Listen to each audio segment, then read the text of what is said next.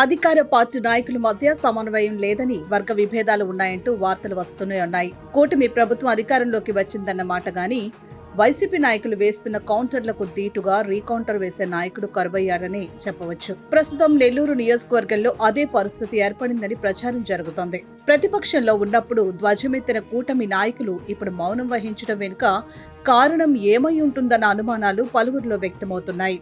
నిజానికి నెల్లూరు నియోజకవర్గంలో TDP party డీలా పడిపోయిందన్న గుసగుసలు వినిపిస్తున్నాయి. ఇక కూటమి నాయకుల్లో కొందరు ఆశించిన పదవులు దక్కక అసహనం వ్యక్తం చేస్తుంటే, మరికొందరు పదవి ఉన్నప్పుడే చక్కబెట్టుకోవాలన్నట్లుగా సంపాదించడంలో బిజీ అయిపోతున్నారని సమాచారం.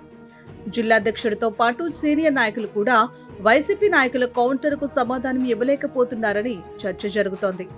అయితే నాయకుల మధ్య సమన్వయం లేకపోవడమే దీనికి ప్రధానమైన కారణమని ఊహాగానాలు వ్యక్తమవుతున్నాయి.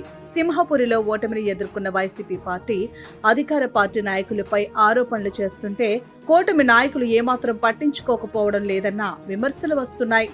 తాజాగా వైసీపీ నేత కాకాని ఏపీ సీఎం చంద్రబాబు నాయుడు మంత్రి నారా లోకేష్ పై చేసిన వ్యాఖ్యలపై ఎవరూ రియాక్ట్ అవ్వకపోవడం అందరినీ ఆశ్చర్యానికి గురిచేసింది. ఇక ఆనం రామనారాయణ రెడ్డి, మంత్రి నారాయణ సైతం నెల్లూరును పట్టించుకోవడం లేదని సీనియర్ నాయకులు అభిప్రాయపడుతున్నారు. దీనితో కూటమి నాయకులకు ఆశించిన పదవులు దక్కకపోవడంతో వారంతా మౌనం వహిస్తున్నారని స్పష్టంగా అర్థమవుతుంది. మరోవైపు వైసీపీ పార్టీ అధికారంలోకి వస్తే కేసుల్లో ఇరుక్కుంటామేమోనన్న భయం నాయకులను వెంటాడుతుందని, అందువల్లనే సైలెంట్ అయ్యారన్న వార్తలు వస్తున్నాయి. ఈ మౌనం ఇలాగే కొనసాగితే టీడీపీకి ఊహించని పరిణామాలు ఎదురవుతాయని రాజకీయ విశ్లేషకులు భావిస్తున్నారు.